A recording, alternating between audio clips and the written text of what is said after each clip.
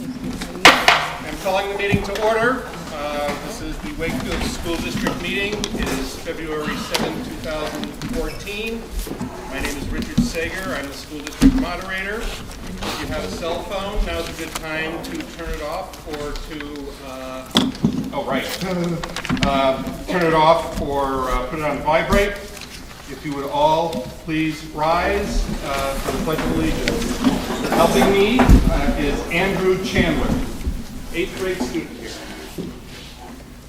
I pledge allegiance to the flag of the United States of America and to the republic for which it stands, one nation, under God, indivisible, with liberty and justice for all.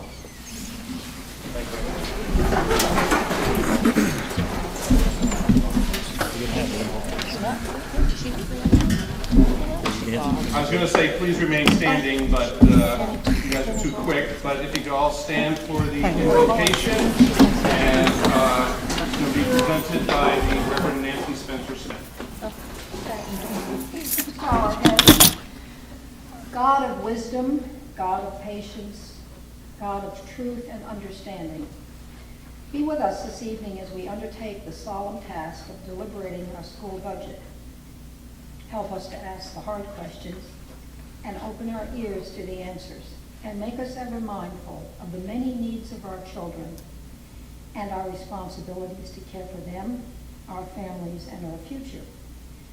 We ask all of this in the name of Jesus, the one who came to show us the way to the truth and the light. Amen. Amen. Thank you, Nancy. If you are a voter, you should have a green voting card, and you should have a sort of weird pink tear-off ballot sheets. If you don't have those, check in with the supervisors with a checklist over there and get them. I don't think we're going to run out. Tonight's pages are Andrew Chandler and Lisa Fogg. They have the portable microphones. So if you're going to speak, wait for them to come to you. I know we don't have a huge crowd, so you can probably be heard, but let's do that anyway. Check the supervisors, Deborah Rowan, Nancy Bancroft, Sandy Cools, the unsung heroes who make sure that we're conducting legal meetings. Thank you very much. Front table introductions. I'm going to request that the folks sitting at the front table introduce themselves, and I'll start at my left with Ms. Twombly. If you would introduce yourself and go down the row and indicate why you're here, such as a budget committee member or whatever. Connie Twombly, Selectman Representative to the Budget Committee.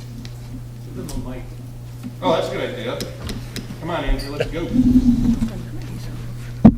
Connie Twombly, Selectman Representative to the Budget Committee. Asha Kenny, Budget Committee. Budget Committee. Ron Canny, Budget Committee. Carleen Stewart, Budget Committee. Bruce Rich, Budget Committee. Jerry O'Connor, Budget Committee. Priscilla Colbath, Budget Committee. Nancy Spencer-Smith, Budget Committee. Dave Bankus, Budget Committee. Steve Brown, Chairman of the School Board. Bonnie Sears, School Board. Ralph Fogg, School Board. Bob Willett, School Board. Norma Joy, School Board.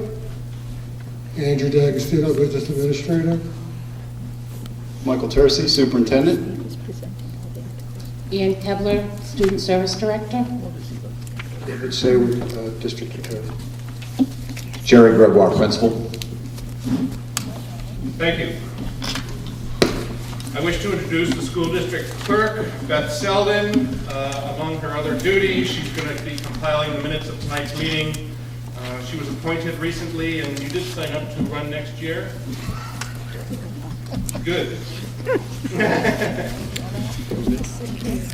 Without objection, I will permit whoever is sitting at the front table and who may not be a non-resident to speak at this meeting.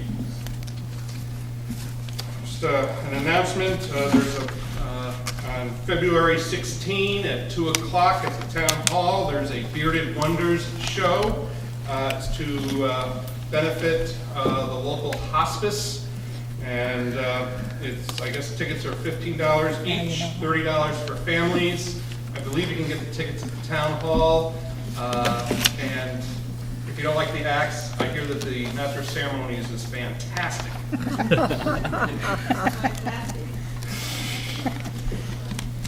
Now I'm going to read the rules of order. The Brad Hayes rules of order, actually. Raise your hand when you wish to speak. Stand when recognized. Use the microphone and start off by stating your name. Direct all questions or comments to the moderator, not to any individual. The person who has the floor is not to be interrupted. Limit your remarks to 5 minutes, or I will. No one will be allowed to speak a second time until all wishing to speak have had a chance. No more than one amendment on the floor at any one time. All amendments must be in writing. A motion to reconsider must be made immediately following the subject vote. Any ruling made by the moderator can be overruled by a majority vote of this meeting. Any motion which has been seconded, which will terminate debate, will be voted immediately without debate and must pass by a majority vote. At this time, I would like to recognize Philip Twombly, who will make the Bill Twombly motion regarding the hour of adjournment. Mr. Moderator, I move that this session of the school district warrant be adjourned by 11 p.m. and that no article be taken up for consideration after 10:50 p.m. In the event that all articles in the warrant have not been acted upon, the moderator is authorized to reconvene this session at a date, time, and place which meets the approval of the majority of the voters present. Is there a second? I'll second it. Ralph Fox seconds it. Any discussion? All in favor, please indicate by saying aye. Aye. Opposed? Motion passes. Now we're moving on to the warrant. Article 1 is the election of officers. Nothing to really talk about tonight. The official ballot will be March 11, 2014. We're going to elect a moderator, a clerk, a school board member for a year, a school board member for 3 years, and a treasurer. Article 2, to see if the Wakefield School District will vote to approve the amendment to the current collective bargaining agreement reached between the Wakefield School Board and the Wakefield Education Association paraprofessionals, which calls for the following increase in benefits at the current staffing levels. The estimated increase for the year 2014 to 2015 is $173,042, and further to raise and appropriate the sum of $173,042 for the upcoming fiscal year 2014-15 school year. Such sum representing the additional cost attributable to the increase in health benefits over those of the appropriation at current staffing levels paid in the prior fiscal school year. This is in addition to Article 3, the operating budget article. School board recommends 4-0, 1 abstention. Budget committee recommends 5-3. Any discussion regarding this article? Yes. Could you wait for the microphone, please? Sandy Johnson. I'd like to make an amendment to Article 2 to change the Wakefield Education Association paraprofessionals to read Wakefield Paraprofessionals Union, NEA-New Hampshire. And you have that in writing? Yes, I do.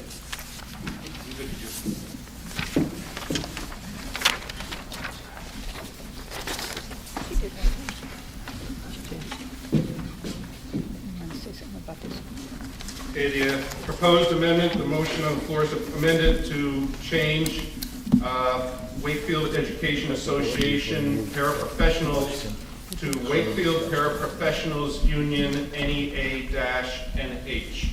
Is there a second to that motion? Okay, second.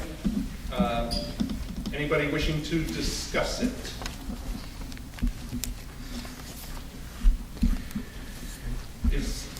Yes, Priscilla. I brought this up during... Priscilla, could you get that microphone? Oh, right sorry, up I'm close to you? sorry.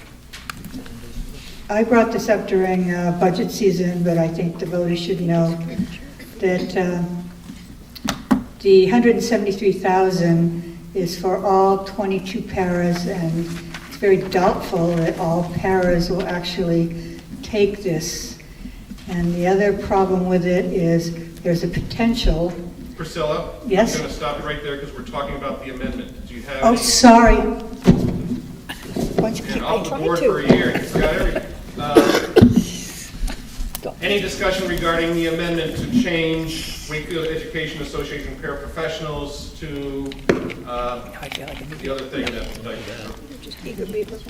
Wakefield Paraprofessionals Union NEA-NH. And I assume the reason for that amendment is that's the proper name of that. Any further discussion regarding the amendment on the floor? Yes, Nancy. Could you hold on and wait for that microphone? Did anybody listen to my opening remarks about waiting for the microphone or what? We don't want to No. tell you this, but we don't listen. Mike? How to turn on the mic? Okay. If we take out Education Association and just have it be union, what about the paraprofessionals that aren't members of the union? Does anybody have a response to that? Yes. This is an agreement between the union and the school board, and that is our official name, is the Wakefield Paraprofessionals Union. And since this is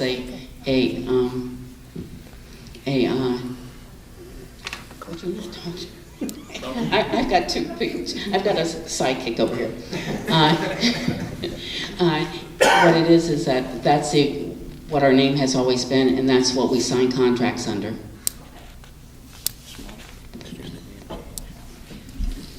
You all set, Nancy? Any other discussion regarding the amendment that's on the floor right now?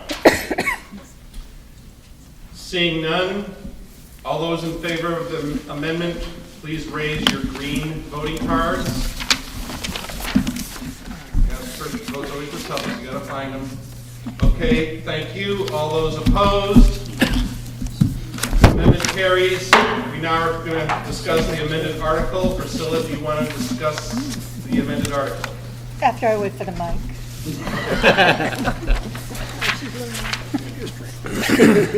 Talk out of It's a order. good thing I waited for the mic. There's only about 80 of them on the table. So. They don't seem Not to be working. working. Oh. Okay, sorry, I jumped the gun here. What I was saying is that 173,000 includes all 22 paras, and the paras, or I should say, the school board were pretty sure that all paras weren't going to take this insurance. And also, there is a potential that 12 of the paras, if they take the single insurance, would not be covered by this and would still have to go to the exchange for insurance. Thank you. Any other discussion regarding Article 2 as amended? Yes, Mr. Lee. Thank you.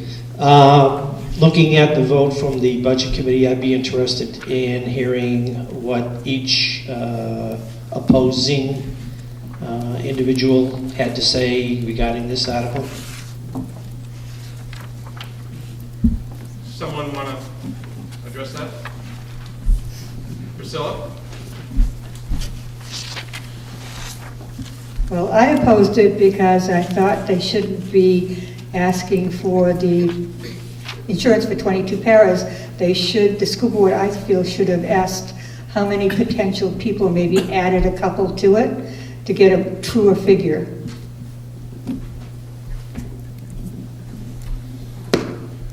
Mr. O'Connor? I was opposed to this article as well because this isn't something that was previously paid out for the para-educators, and I knew that the school board last year had put into their budget $66,000 in order to cover the penalty if we needed to pay a penalty because we didn't provide insurance for certain employees.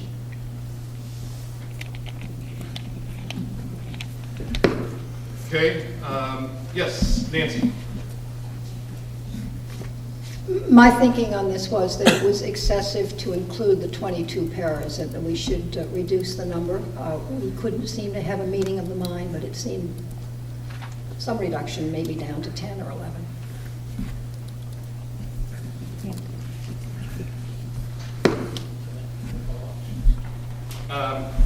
Rules of order, I'm going to let Judy speak. Go ahead, Judy. Would it be possible to amend the article where it says "and further to raise and appropriate," to change it to "and further to raise and appropriate up to $173,000"?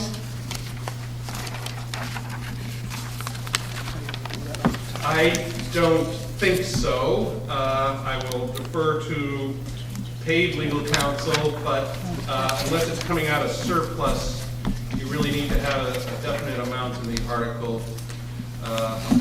Attorney Sarah, do you concur? You can't amend the cost item. Oh, right. It's a negotiated Part of cost it, so article. I don't think that would work. Yes, you No. can. It's like changing the number. Right. So the answer is no. Right. Yes, sir.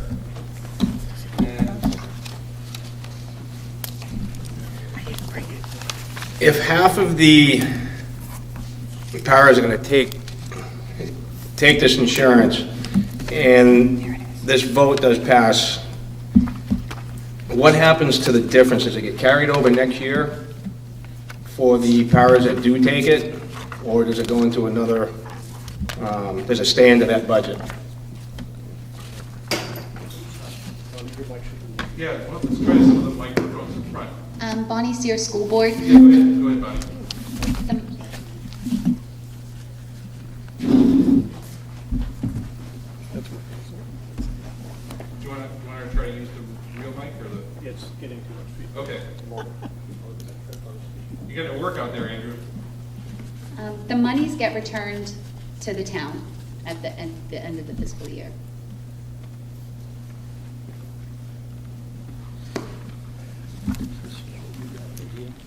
Yes, go ahead. 32.6. Hi, Janet Gagnon. I'm just curious, it's a bottom line budget, so it would go just into the budget. And then whatever's left at the end of June goes back to the people, as long as it's not spent. Yeah? Yes. Well, it becomes surplus. It could be, it Right. actually could go back to the voters, or it might fund one of the articles that has the up to language. Right, if it's not reappropriated as surplus to some other articles, yes, but it all comes back into the same bank account. Yes, David Lee. That, just to be clear, if that money is not spent, it goes into the bottom line budget, which can be used for any line item on the budget. It does not necessarily go back to the people. It can be used for anything else on the budget, if I'm not mistaken. Is that correct? I believe so, yes. It's part of the operating budget. The answer is yes. Any more discussion regarding Article 2 as amended? Yes.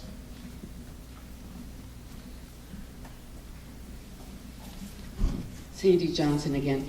It should be noted that over every budget over the past 5 years that I've been involved, when I first started in the union, the first year I was in, the school board gave almost 330,000 back to the town. Then in another year, the next year, they gave 430,000 back to the town. This year, they gave 659,000.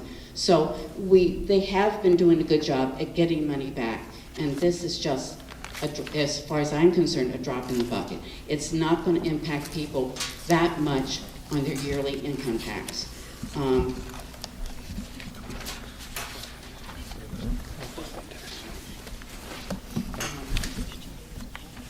just for instance, if you have a $250,000 home, you're only going to be paying overall for the whole year $47.50. And, you know, if you spread that over 12 months, that's pittance. It really is. I mean, maybe it's one less candy bar a day that you buy. But we're, you know, really, I think it's reasonable. Thank you. Go ahead.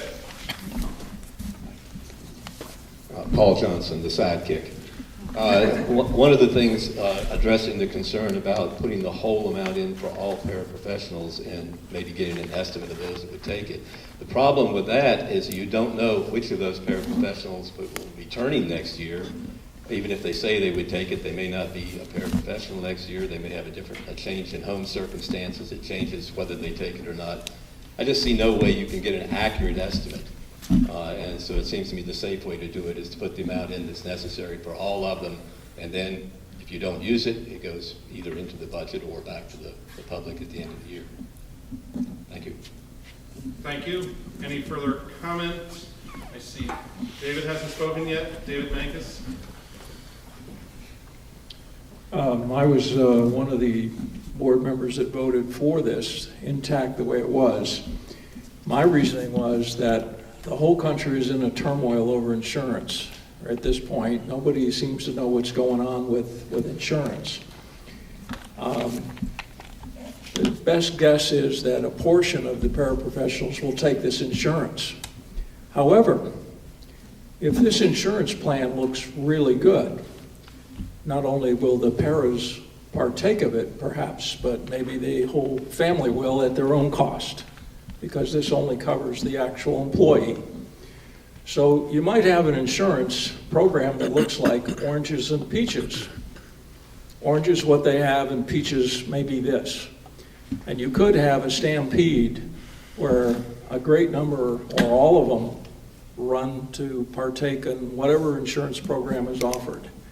Not knowing how that's going to fall out, I felt the safe thing was to cover everybody. And then maybe next year, we can get a more accurate estimate of whether the oranges that they already have, the family may have, or whether the peaches that we're offering is more attractive. I think next year we might cut that a little closer. But the whole philosophy here is we used to actually budget for a certain number of students to drop out of high school with the idea that we would not take the money from the taxpayers, hoping that, you know, a predicted number will drop out, we'll save that money. And I'd like to instead predict that everyone will stay in high school and all the paras will take the insurance.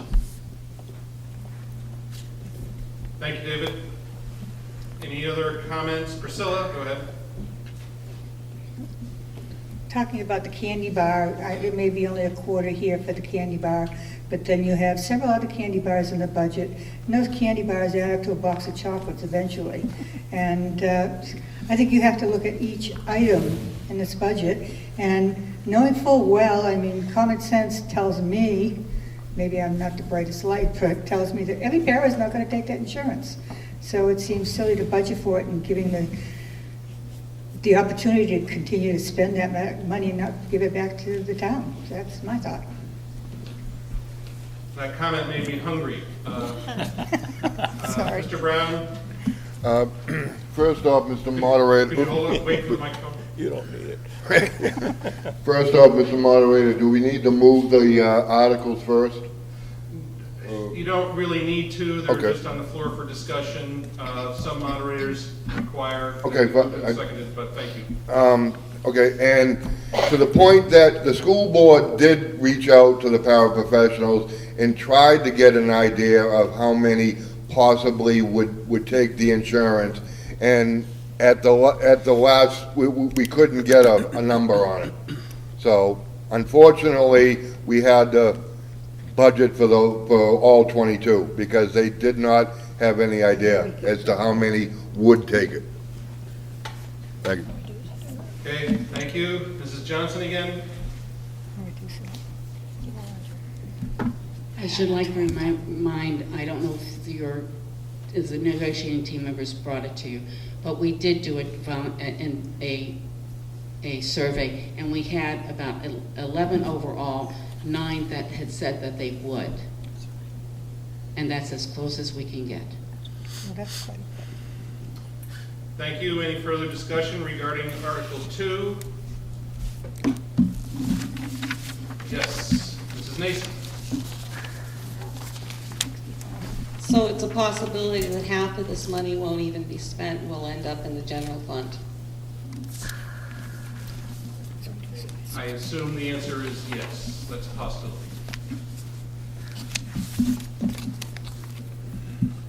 Any further discussion regarding Article 2? Yes, Priscilla. I'm going to make a motion to reduce this article by $60,000.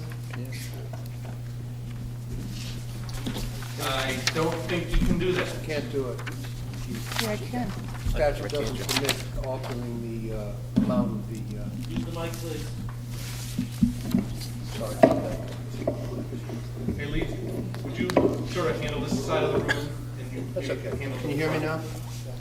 Okay. The statute actually has been amended that you cannot change the amount of a collective bargaining article. Because I have the statute here, and it says, oh, sorry. Microphone. Yeah, I know, I Are you should ask good, permission. Priscilla? No. Are you looking to say anything? Yes. I have a statute here, but maybe it's outdated, you say, and, because this one says that you can change the amount of a collective bargaining agreement. That's been amended. That has been amended. Could you tell me the section and number of the one you're talking about? Make sure we're on the same page. Well, what is your statutory section? Then I can find it quicker. Section 3219, municipal, chapter 32, municipal budget law.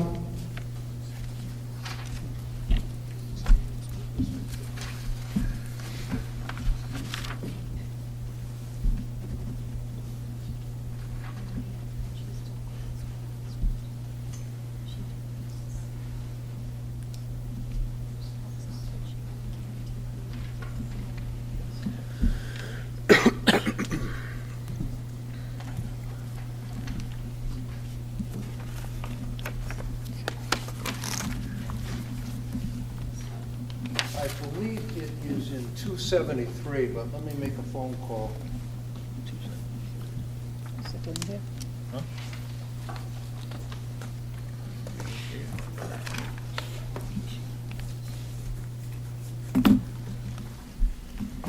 Get a statutory reference for you.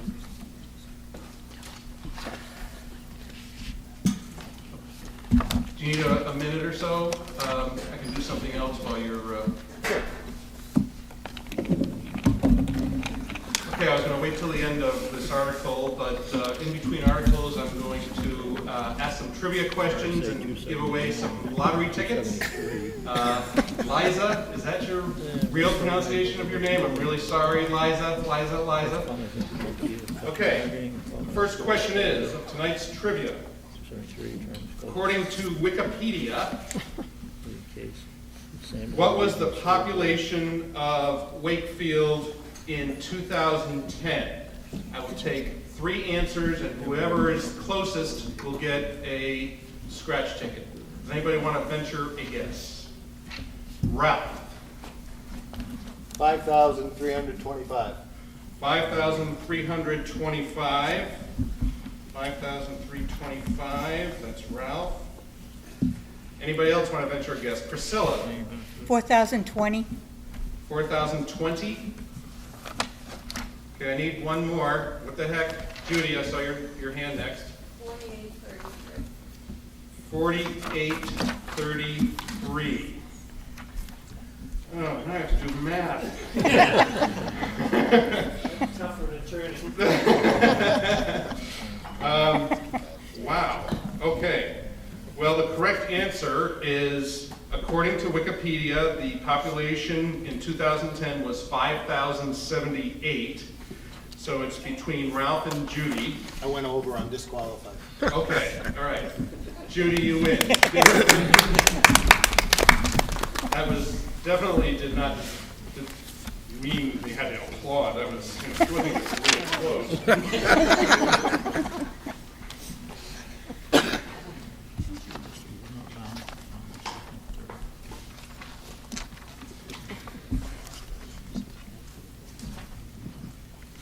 I will, do you want to go ahead and allow our council to do a little bit of research and maybe discuss Article 3 a little bit? Yes. Why don't we do that, since I'm in charge? We'll go to Article 3 and we'll come back to Article 2. This is the general budget article. Article 3, shall the Wakefield School District raise and appropriate as an operating budget, not including appropriations by special warrant articles and other appropriations voted separately, the amount set forth on the budget posted with the warrant, or as amended by vote of the first session for purposes set forth therein, totaling $8,718,564.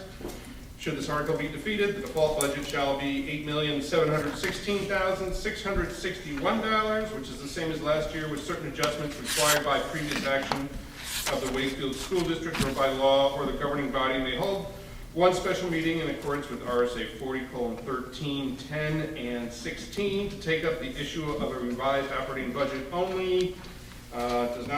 This article doesn't include appropriations in any other warrant articles. School board 3-1, budget committee 7-1. Any discussion regarding this article? Yes, Janet Gagnon. I just have a question.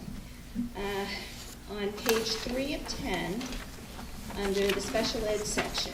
Okay, where, what? The budget. Okay, itself,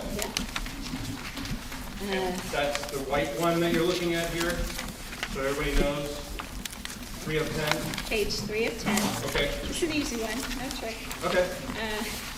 Listed under special ed tuition non-public, it says 2 placements plus a ghost placement.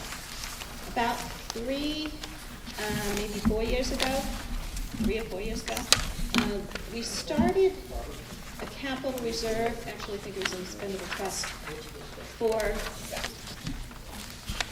a special ed line. And the people graciously gave us money to put in there so that we wouldn't have to put any kind of padding in the budget. Should we have an issue, should we get an extra student we didn't count on that we needed money for. So I was kind of curious why we went back to having a ghost placement in the budget in addition to adding more money to the warrant article for special ed. You've kind of got them both.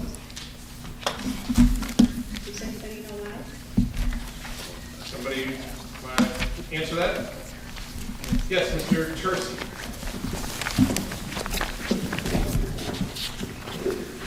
Thank you, Mr. Moderator. The intent was to reach the goal of $100,000 in the trust fund for students with disabilities. So we had included a warrant to reach that goal, as well as the ghost replacements in the operating budget. So we're trying to achieve the initial goal of $100,000 in the trust, as well as have those ghost placements in the operating budget. Okay, follow-up question, Janet? And hold that microphone really close to your mouth. I'm sorry. No problem. I know you knew, I'm sorry. Back when you were on the board, this had become a discussion because there was a recommendation from, the budget committee, although these are new faces, that we try it a different way. Instead of adding to the regular budget and then giving it back at the end of the year, raising and giving it back, raising and giving it back if we didn't need it, then we should go with some kind of capital reserve or expendable trust. That way, we could build upon each year, trying to reach a goal, so we'd have that money and it wouldn't have to go back at the end. And I just don't understand why we've gone back to putting it back as a padding in the budget just in case, and having the trust as well, the fund as well. it seems a duplicate. I see Bonnie's hand, go ahead. I can say that when we were sitting doing the budget, Ann Kebler looked at who we had in placement now, who would be leaving, and what potential students we had that would be brought into it. It was in the best interest of the town at this point in time, with the students that we know are coming in, to put the placement in. We understand, and we want the town to understand, that one placement can take up the whole trust fund that we have. The whole, and we're trying to, we're not trying to double dip by any way, shape, or form, but we're trying to make sure that we have the funds available in case of an emergency. As children move to and from, it's very difficult for us to know what we need and what we don't need, but we budgeted this year looking for what we'll need next year.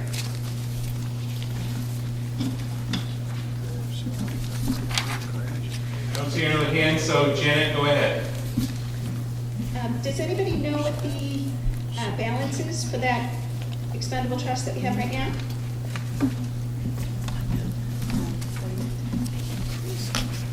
Get a microphone right there, go ahead. Balance as of December 4th, 2013 was $80,792.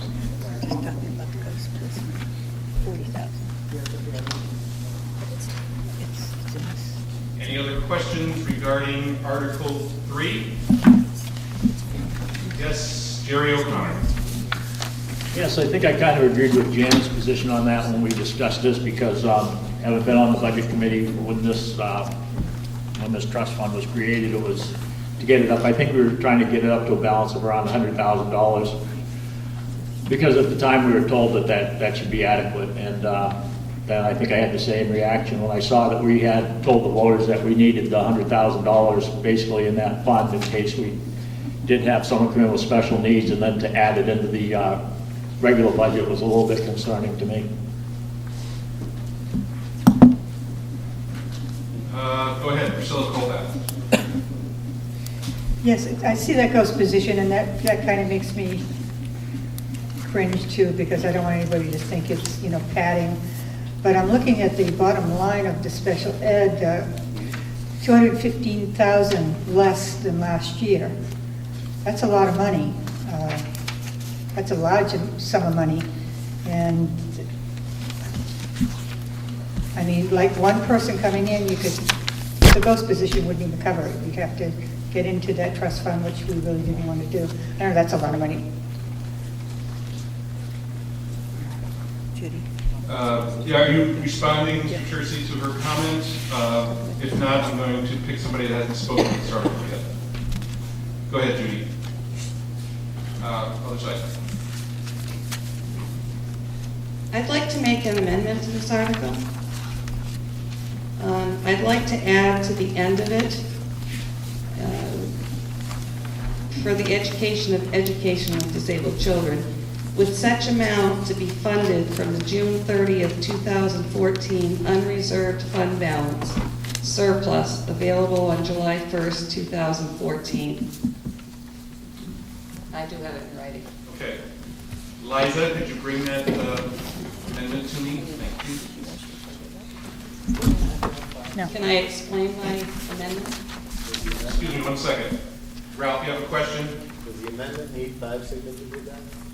The amendment does not need 5 signatures. You only need 5 signatures if you're calling for a secret ballot vote.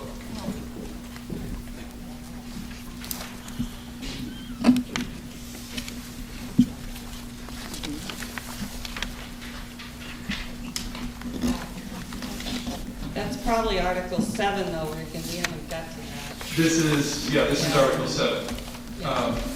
So, are you amending this article with? No, it should be Article 7, because I don't want to take the money out of the budget. I want to have the fund balance going forward to fund Article 7. So like the ghost position money, if it wasn't spent, would then the following year be able to fund whatever money was going to the special ed, so we wouldn't have to raise it again. It's kind of two different issues. So That amendment probably needs to wait until Article 7. okay, how about I hold on to it for you? Thank you.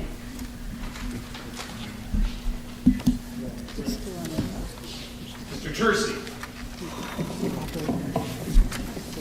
The one ghost position that we have in the proposed operating budget has actually already been filled. Did everybody hear that? Could you really pull that microphone up and speak right into it? Yes, sir. The one ghost position that we have in the proposed operating budget for fiscal year 15 has already been filled. Okay.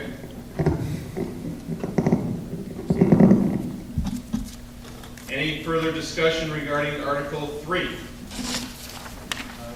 Priscilla.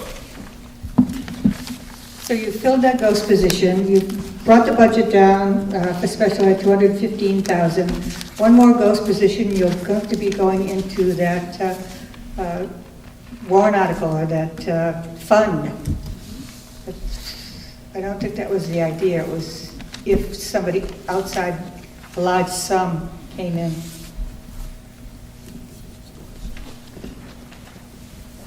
Any further discussion regarding Article 3?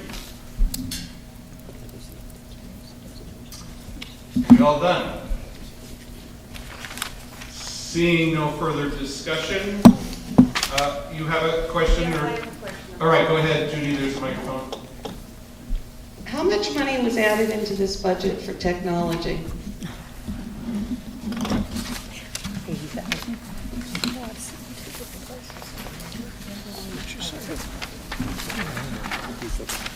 was asking how much money was added into the budget for technology.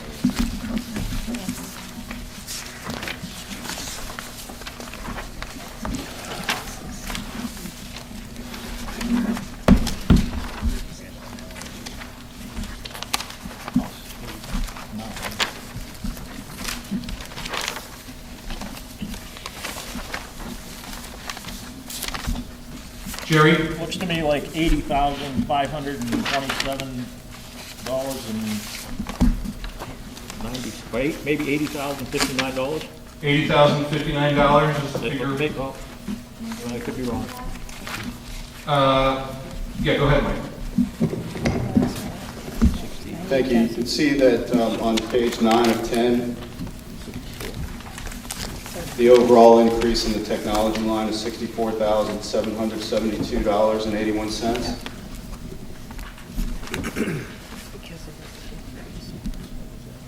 Two years ago, the school board entered into a lease program, and we leased over 200 computers and iPads, and that was a 3-year lease. And the plan was to use that technology for the 3-year lease period before purchasing any large amounts of computers again. So I'm not quite sure why you're jumping ahead a year. Go ahead, Mike, I saw this hand first. I'll get you next round. The intent is based on the increase in use of the technology. We're finding that what we currently have in the building is being utilized daily, and there is a need for an increased amount of technology because of the amount of use that our current technology is seeing on a daily basis.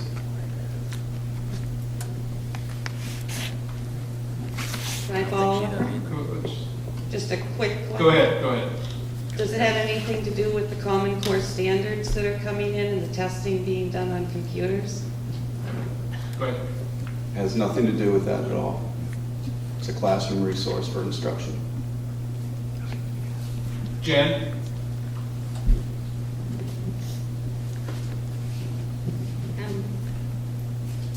Just curious, how come we're not using the capital reserve for technology fund? And do we have any money in that?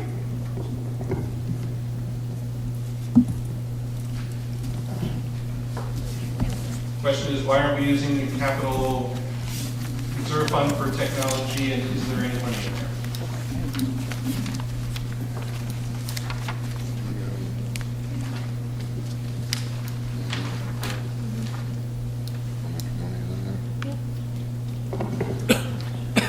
Go ahead, Mike. Our balance in that, in our technology trust fund, again, as of December 4th, is $2,429.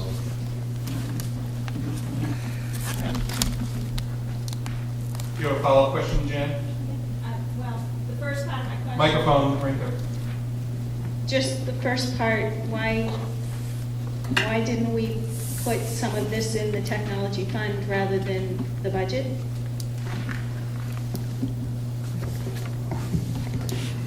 Anyone?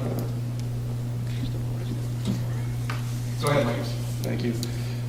We wanted this in the operating budget specifically because if it was pulled as a warrant article and it was voted down as a warrant article, then we would be, our hands would be tied in purchasing additional technology for the schools.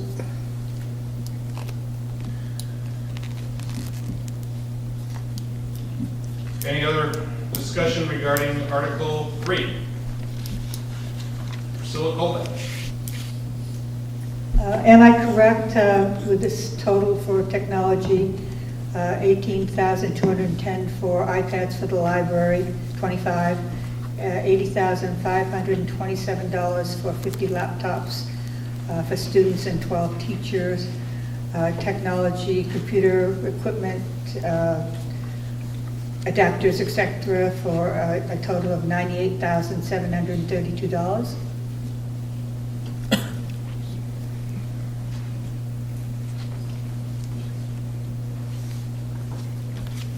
Was that a question or a? It is. Okay. Anybody want to answer that question? Do you need the question repeated? Okay, go ahead, Michael. I would like the question repeated as well as where those numbers are coming from specifically, in case I have the document to review. Priscilla, would you be willing to do that? I would.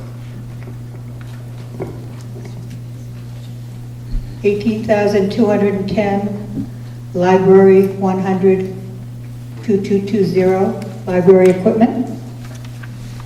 80,527 for 50 laptops and for students and 12 for teachers.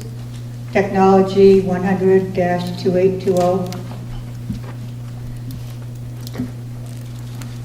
And I'm not sure about the adapters and equipment. I think that's in another line, but I'm sure it's in the same area.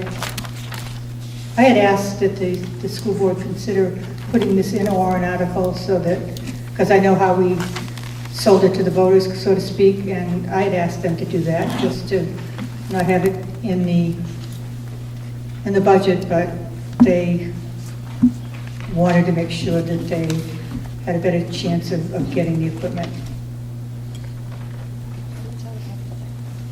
Okay.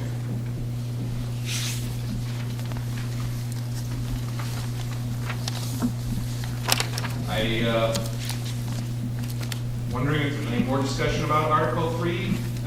Jerry O'Connor. Thank you. I was wondering how many computers we had available at this time for the students to use.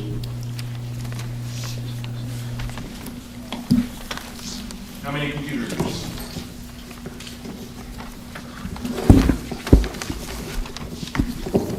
Go ahead, Jerry.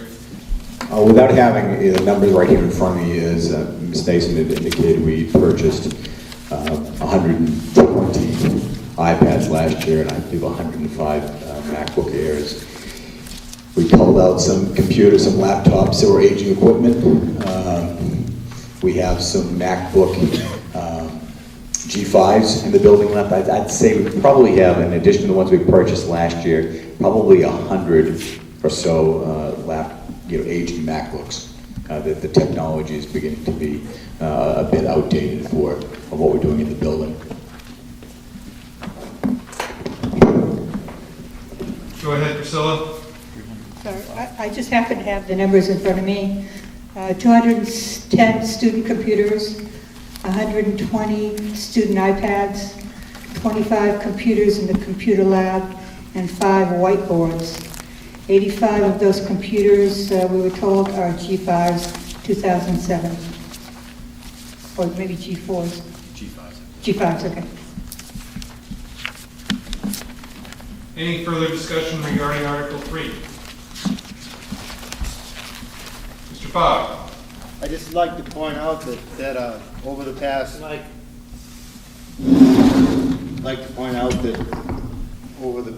few years, our operating budget has increased slightly, but what the school board, the district is asking the voters to vote on this year is going to be a little bit more than $2,000 increase over last year's operating budget, or this current year's operating budget. Overall budget is what I'm talking about. It's an increase of just over $2,000. Any more discussion regarding Article 3? Jerry?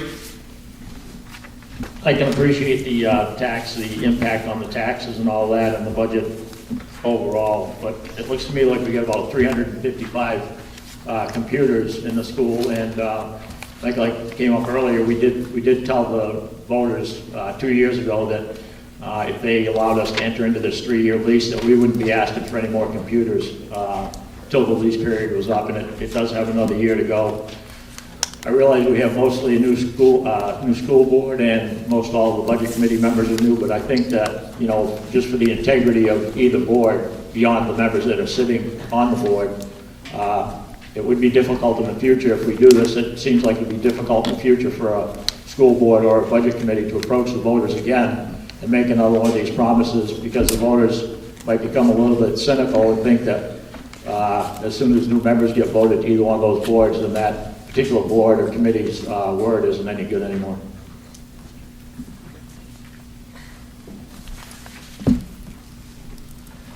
Are we all done on Article 3? Nope, we're not. Judy Nason. I'd like to make a motion to reduce Article 3 by $50,000. Second. That does allow for some technology to be purchased, but not to the extent. I understand the teachers' computers, because we had set up a program to buy so many a year for each year. I understand maybe the library, but as far as purchasing additional carts or iPads or Mac Airs, I think that it should wait until next year after the lease is over. Just so that everybody is clear, Judy, what you're looking to do is to decrease the first figure in the article, which currently ends in 564. You want it to be 514. No, 50,000.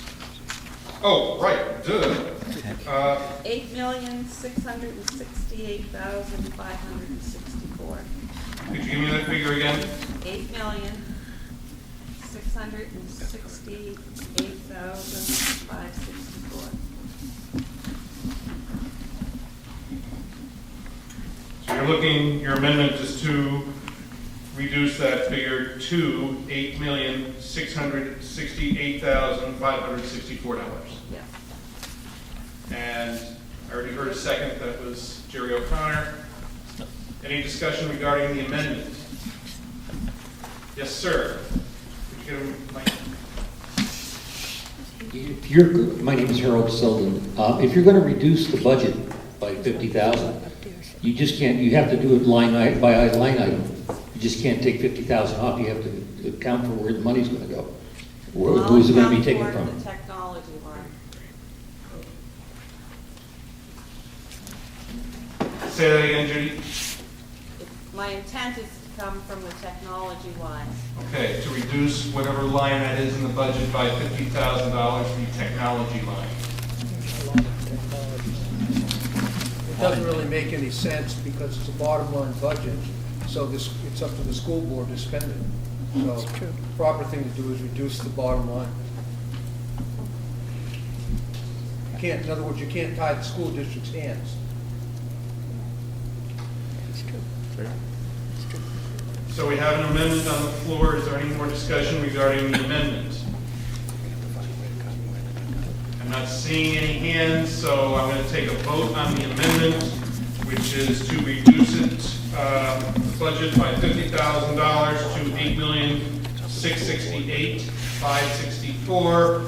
All those in favor of the amendment, please indicate by raising your green voting cards.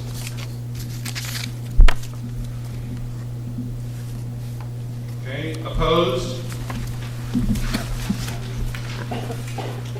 It's too close for me to figure out, so what I'm going to do, I didn't appoint any teller tonight, so I'm going to count them.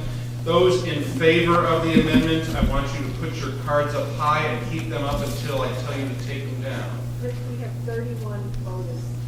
I'm sorry? We have 31 voters who are registered. 31 registered voters here, okay. 1, 2, 3, 4, 5, 6, 7, 8, 9, 10, 11, 12, 13, 14 in favor. Put your cards down. Those opposed to the amendment? 1, 2, 3, 4, 5, 6, 7, 8, 9, 10, 11, 12, 13, 14, 15, 16, 17. 17 opposed, 14 in favor. The amendment fails. We're back on Article 3. Has not been amended. Any further discussion regarding Article 3? Yes, Mr. Fogg? My numbers were way off. It's going to be a $1,903 increase from last year's budget. Any further discussion regarding Article 3? Seeing none, I'm going to close the discussion on Article 3, and I'm going to go back to Article 2. I believe learned counsel has consulted and come up with an answer to the question as to whether Article 2, the amount can be amended. Do you want to address the floor? Yes, I don't think I need a mic. 273A3, Roman numeral 2. He doesn't. We're saying you need a mic. Liza, could you get him a mic? Is the handheld easier for you? Okay, it's RSA 273A3, Roman numeral 2B. That section was amended last year, as I earlier indicated, and a sentence was added at the end as follows. No cost item agreed to by the public employer and the employee organization shall be modified by the legislative body of such public employer, which is what you are here tonight. So it cannot be amended. Sorry it took me a while to find this section, but I remember I just couldn't find the section in this book. Things are elusive. Better be right and quick. Okay, so is there any further discussion regarding Article 2, which is the paraprofessional collective bargaining article? Seeing none, I'm going to then move to Article 4. But before we do that, I have another question for you. And this is, don't shut out the answer. If you know it, raise your hand. It's not going to be multiple choice like it was last time. What was the original name of Lovell Lake?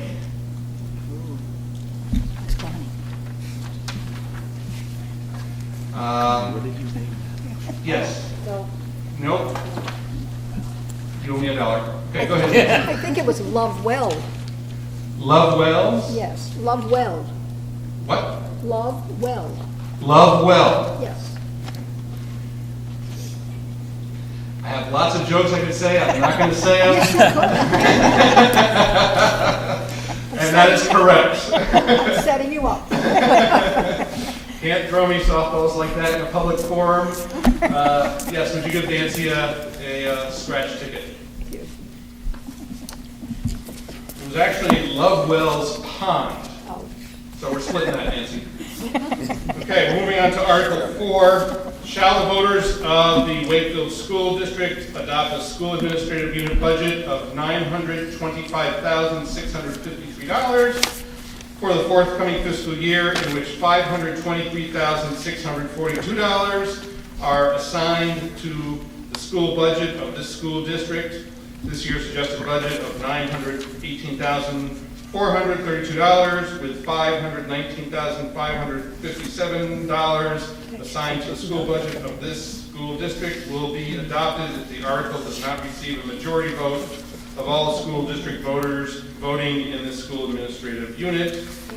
Ooh, we have two notes. The SAU consists of the Wakefield Minton School Districts, and this appropriation is in addition to Article 3. School Board, 4-1, Budget Committee, 3-5 opposed. Any discussion regarding Article 4?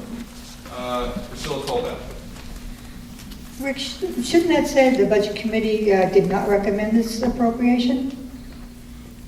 3-5? Does not recommend? It's certainly misleading. It probably should. I wasn't there at the Budget Committee. What happened? Did the Budget Committee recommend it or not? And if they didn't recommend it, it should say it does not recommend it. Should say does not recommend. 3-5 against. Right. It was 3-5 against. Correct. Okay, so that article, that should be corrected on the actual.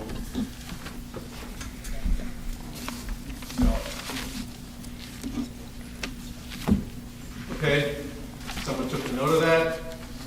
Any other discussion regarding Article 4, the SA budget article? David Lee, Liza, can we get you a microphone?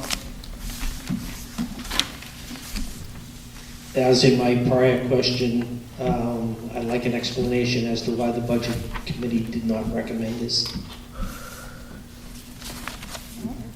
Anybody on the Budget Committee want to take that? You're running. Priscilla? They had a public hearing for the SAU budget in Milton, and the Budget Committee was not notified of the meeting. We received this budget either the day before or the day of our discussion with the school board on warrant articles. So my contention was I personally thought if I recommended this, it would be like signing a contract I hadn't read. You have to ask other people how they felt.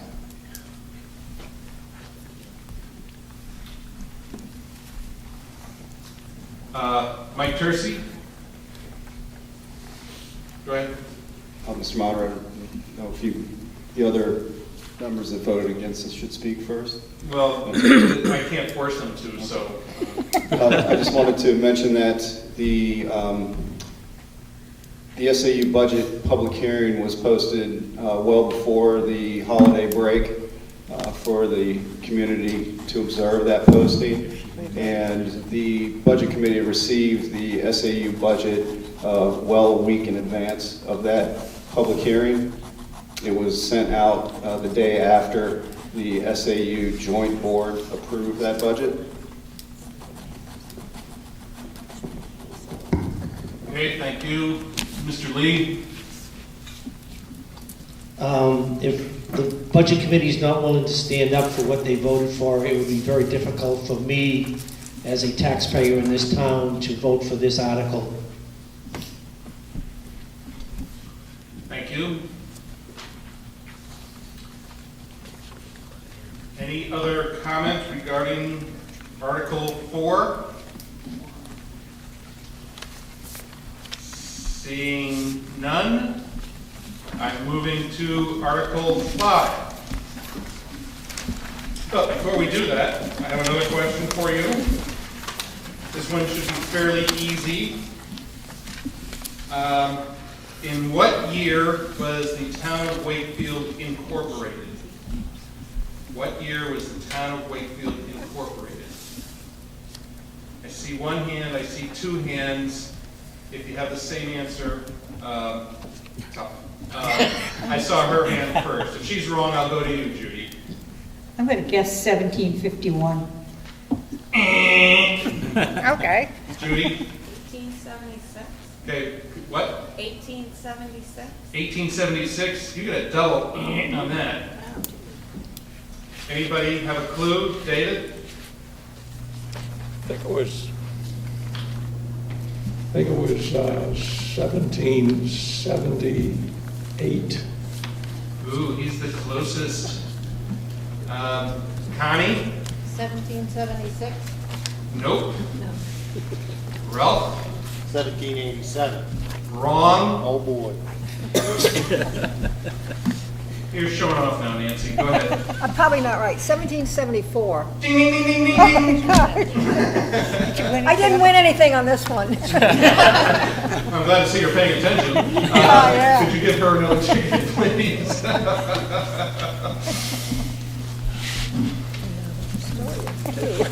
Okay. Maybe if this was not a school district meeting, but a history meeting, the school board or the budget committee would be doing more talking. But regardless, Article 5, to see if the Wakefield School District will vote to raise and appropriate the sum of $50,000 to be placed in the expendable trust fund previously established for the purpose of updating and improving security at the Paul School. In addition to Article 3, School Board recommends 3-1, Budget Committee recommends 6-2. Anybody wish to discuss this article, which is for security at the school? Judy. My understanding from watching the meetings is that this is for new windows in the school.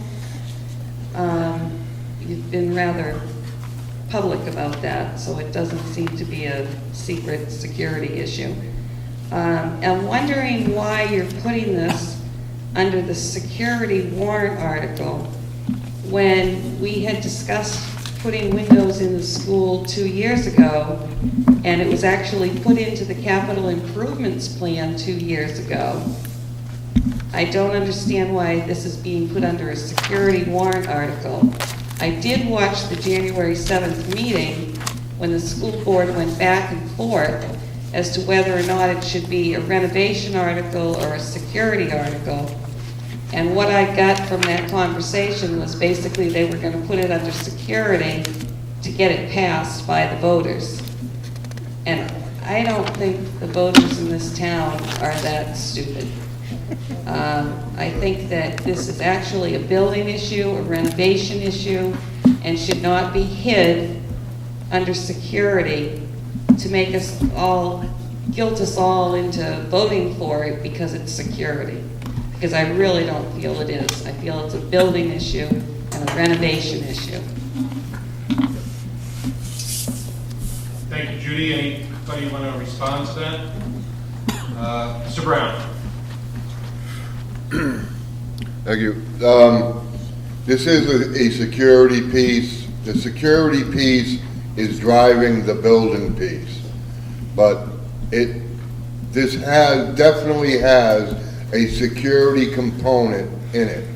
But the security component is in fact driving a building issue because we really don't want to be throwing good money at bad. So it is security. Mr. Lee.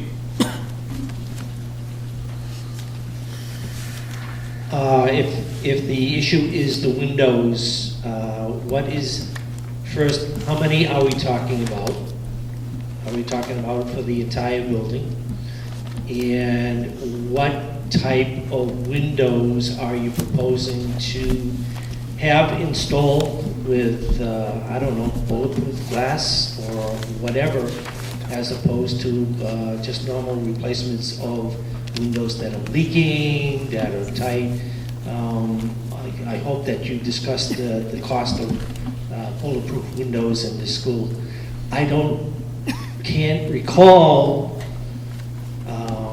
Unfortunately, we have way too many schools that have had problems with guns and shooting kids and that kind of stuff.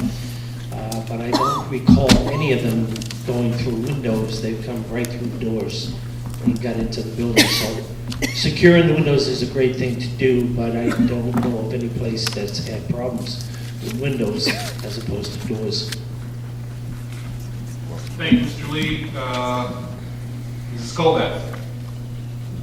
I actually did some research on that, Mr. Lee, and way back to 2000 and how many school shootings were done over the years, and it's increased considerably. In fact, 2010 to 2014, I think there was 60 plus school shootings. Most of them happened in cafeterias and ball games, and not one of them had anybody broken a window or shot through a window. So I'm in agreement with that. That's my research had found also. Okay, Mr. Brown. Thank you. Well, as a fact, the Sandy Hook shooting, the individual shot through a glass door, and that's how he gained entrance. So they do shoot through glass. The entryway.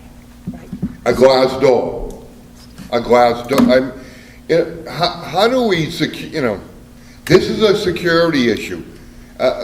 Just like last year, we would ask the people of the town to, put forth the safety of the children first. This is a security issue. The security issue is driving the issue, and yes, there has been shootings that they gained entry shooting through the glass door. So it is a security. Thank you. Thank you, Mr. Brown. Right next to him, Mr. Mance. This came up at a budget meeting, and a little bit of faith was involved when the budget committee voted on this, because we're in front of a camera now. Imagine that maybe I was a soldier and we were in Afghanistan. We wouldn't want to debate where the weaknesses of the green zone are and what we're going to do about them and our plan to secure our green zone and broadcast it. And it's a little bit of that going on here. I know that some voters would like more and more information about this and to be very specific. I understand what the problem is, but I'm not going to explain it no matter how many times I'm asked. Okay, Jerry, he's spoken already. You haven't spoken yet on this, so if you want to go ahead. I haven't yet?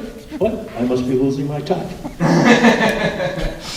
This article was another one that was like the one with the computers, because similarly to last year when we asked the voters to, kind of take a leap of faith on this, and we had the police department, I think the fire department, we had some security specialists come through the building and kind of give us an idea of where we were security-wise, and, still have it to be not like Dave's green zone in Afghanistan, because I don't think that anybody would want to be educated in a compound like that, or razor wire, or chain link fence. But the thing was, the security professionals didn't tell us the details, but they told us that if we spent about $100,000 on security, we could increase the building security exponentially by just spending that amount of money, get it secure. Now, we didn't spend all that money last year. We still have about 20,000, I think 500 between what's in the budget and some of what's left over from that warrant article. And then we want to add another 50,000 to that. So that's another 70,000.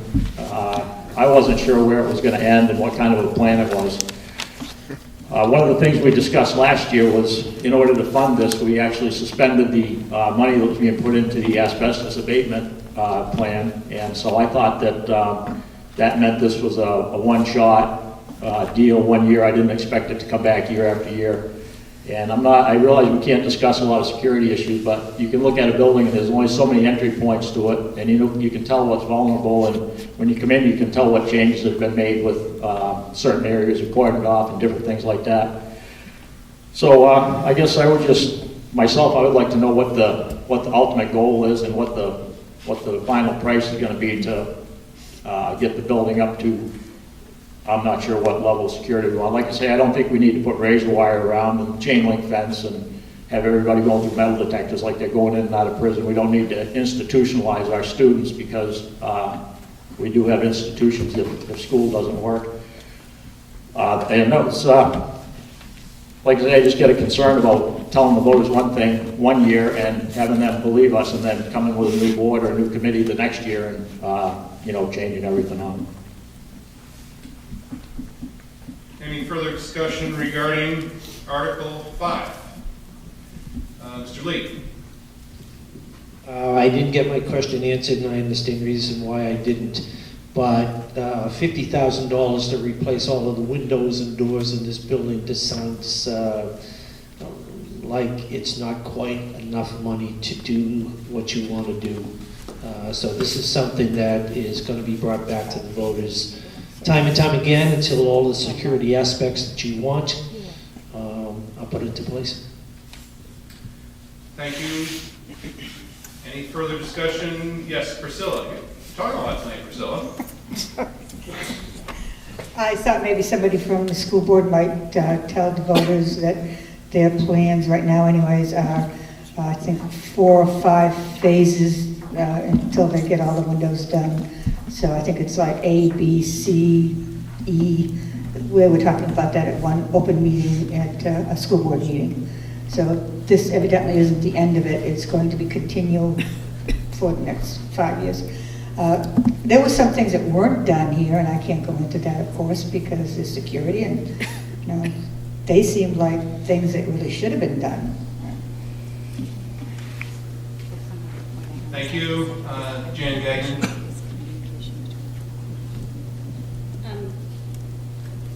I know you can't tell me what it is, but do you have a plan? And is it, each year? Go ahead, Bonnie. I guess I'm sitting here and I'm a little saddened because every conversation we're having is about what the past board did and what the new board is doing, and that we're not respecting the decisions that you made or honoring the choices that were made. And I want the public to understand that that is not how the new board wanted it.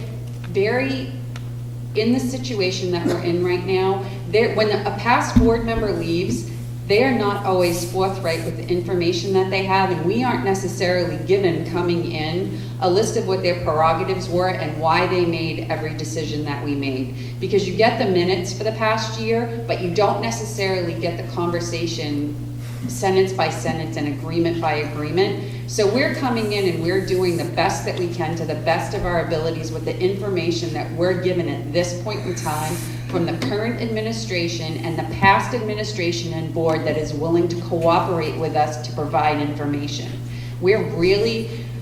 I'm sitting here and I'm trying to bite my tongue, but you make phone calls, you ask for meetings, and you ask for questions in advance, you ask for why decisions were made, and you don't necessarily get the information given to you. So I'm sitting here and I'm saying that the board now is working collectively together to make this a safe and productive building for positive education in this community.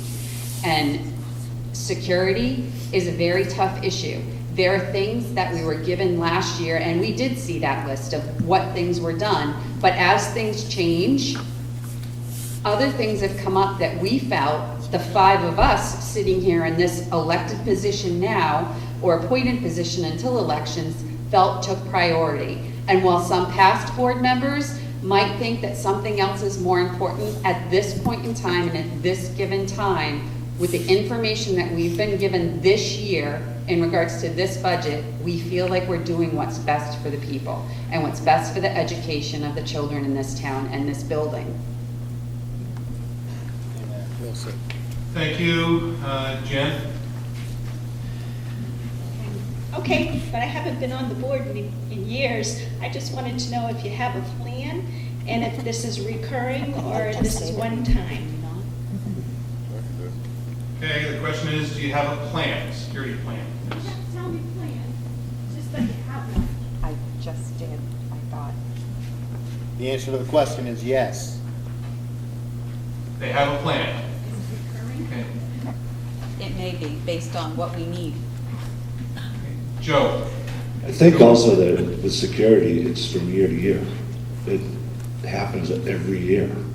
I mean, yeah, last year we spent $100,000, but we were also behind the times. We live in little old Wakefield, New Hampshire. We're not out in LA or Boston or whatever. for another 50 grand, I mean, for our bottom line budget, it's a drop in the bucket. Some people may not think that. Me personally, that's my thought on that. But security changes from year to year. And the whole thing is about making sure the kids are safe. So take that with a grain of salt, I guess. Thank you, Joe. Any further discussion regarding Article 5? I'm seeing no hands. I'm moving on to Article 6. But first, easy question. If you live in town, you see it every day. When, in what year, was the current town hall in Sanbornville built? Somebody that hasn't, you know the answer, raise your hand high. All right, Jerry. I think it was 1880. Steve Brown. 1895? 1895. Don't let me say stupid things. Sorry, Thank you. let me say stupid things. Now we're even. Okay. 20 million. Article 6. To see if the Wakefield School District will vote to establish an expendable trust fund under the provisions of RSA 198:20-C for the purpose of adding a parking lot on the recently purchased land on Gary Road at the Paul School, and to raise and appropriate up to $75,000 to be placed in this fund, with such amount to be funded from the June 30, 2014 unreserved fund balance surplus available on July 1, 2014, and to name the school board as agents to expend this fund. In addition to Article 3, school board 5-0, budget committee 7-1. Anyone want to have anything to say about this Article 6? Yes, Mrs. Johnson.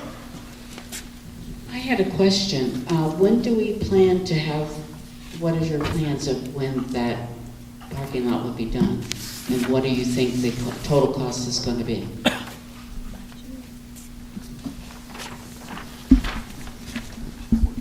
Oh. Someone? Mr. Brown? Thank you. We've gone out for estimates on that, and the estimates that we got back were from, I believe, a number on the board thought was extremely high. So we are trying to break it down and trying to get, the idea is to get some local contractors involved, and maybe that they'll give us better pricing than the big conglomerates. So we're trying to take it, you know, that's why we just thought that 75,000, we could at least get it operational. It will not be paved, but at least it would be operational. So, but we are trying to keep the cost down on that. Okay, Mrs. Johnson, you have a follow-up? That's good, but so what do you predict of how many years down the road do you think it's going to take before it's done? We've purchased the land, and now, you know, could you give us a figure of what the big contractor was? Go ahead, Steve. The figure on the large figure from the contract was 500,000. And you know, it was like, oh well. So the paving itself was 115,000. So we're looking at probably, I'd say maybe 2 or 3 years to possibly get the whole project completed. Do you want to tell them, like, this is the phase and what's going on in this phase? There is a plan that's on the table up front. I don't know if everyone have that, but that is basically the project. It's going to be in a number of phases. So it should take about 2 or 3 years, I would say. Because, you know, unless people want to spend 500,000 this year, which I don't. Any more discussion regarding, I see two hands, I saw yours first, Judy.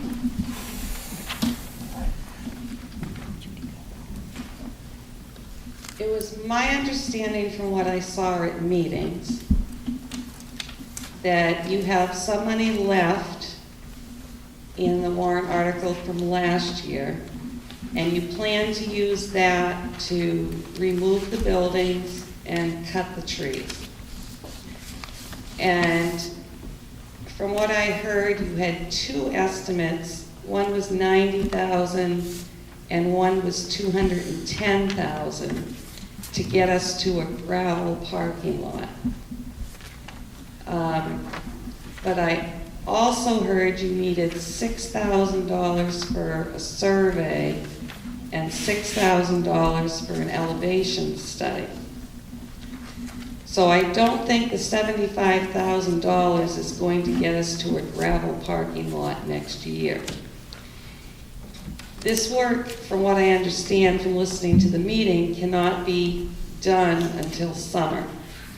So if you're going to be removing the buildings in the summer, cutting the trees in the summer, you won't have the money for the site, the survey or the elevations until after July 1.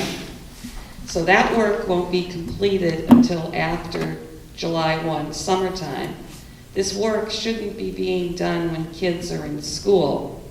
So it doesn't seem to me like you'll even get to the gravel phase of the parking lot until next summer. Therefore, I'd like to make a motion to reduce this article to $15,000, which you have the money to do the removal of the buildings and the trees.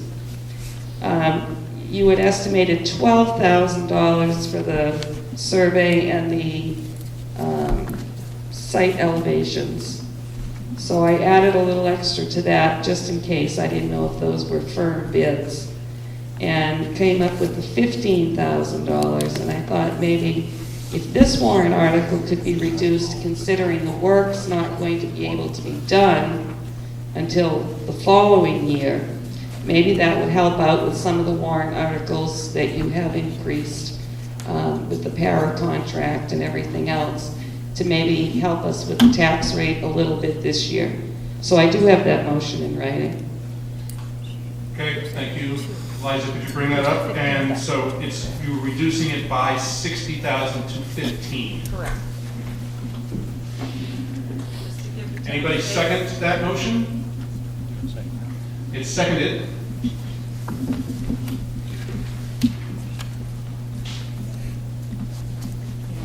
Any discussion regarding the amendment?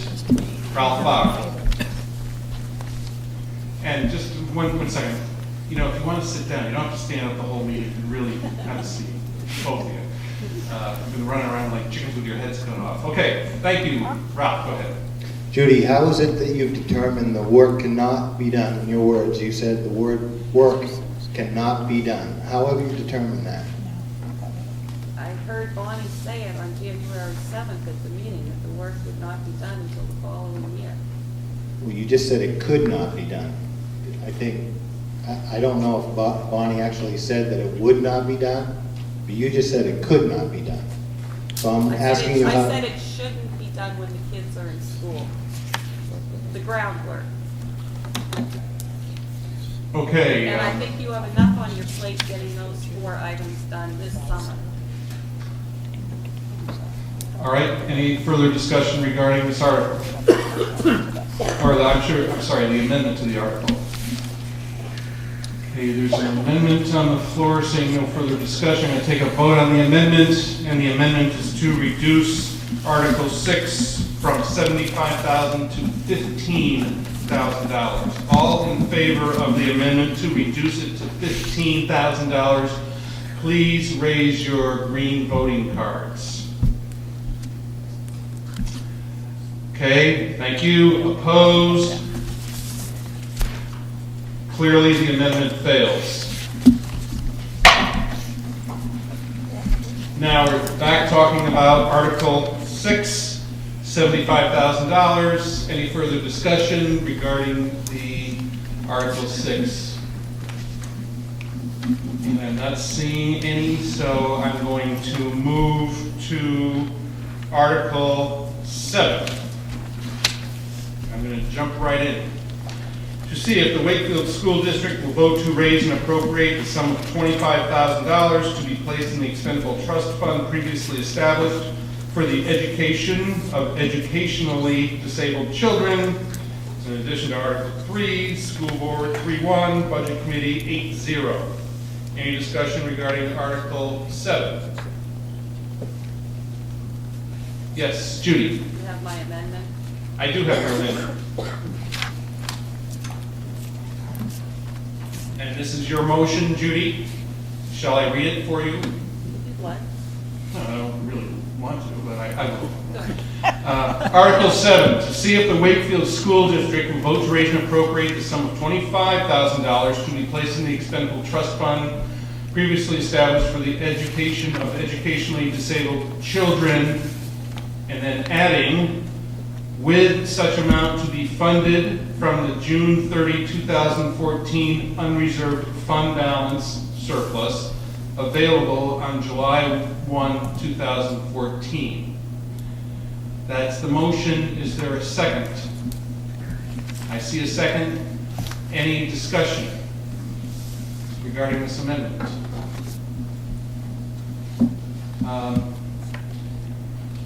I don't see any discussion, so I guess we're ready for a vote. All those in favor of this amendment, is everybody clear? Do you need me to read it again?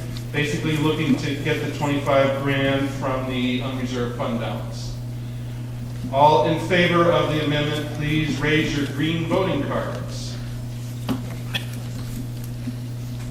Okay, opposed? I have to count again. Why don't you put your cards down? Those in favor, please raise your cards. Keep them up until I tell you to put them down. 1, 2, 3, 4, 5, 6, 7, 8, 9, 10, 11, 12, 13, 14. Thank you. Opposed?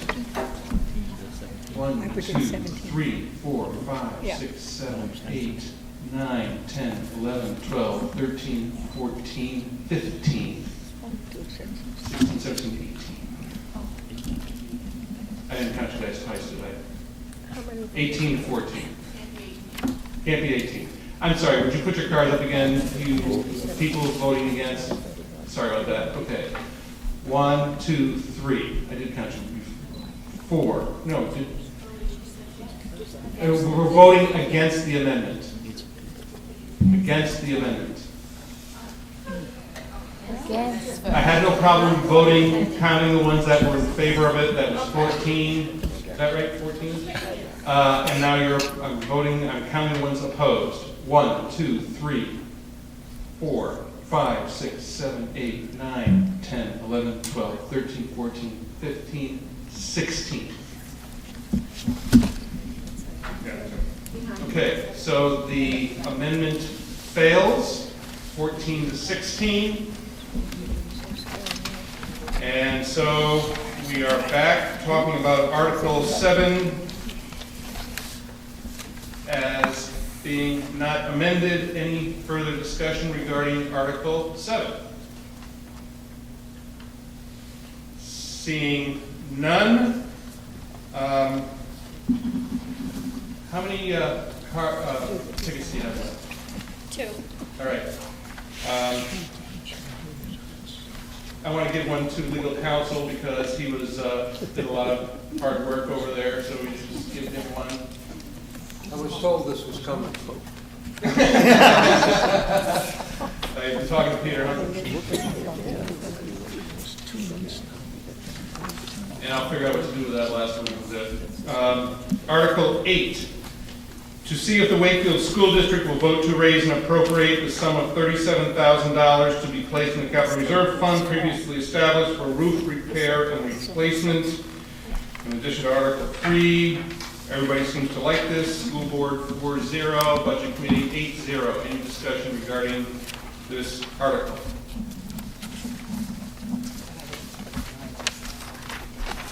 I guess We're all happy with roof repair. I don't see anything more. Any comments on this? Thank you. What I'm going to have to do with that last ticket is that your mom over there? Give it to her. Thank you. We'll entertain a motion to adjourn. I've heard a motion to adjourn. Is there a second? Second. All those in favor, please indicate by saying aye. Opposed?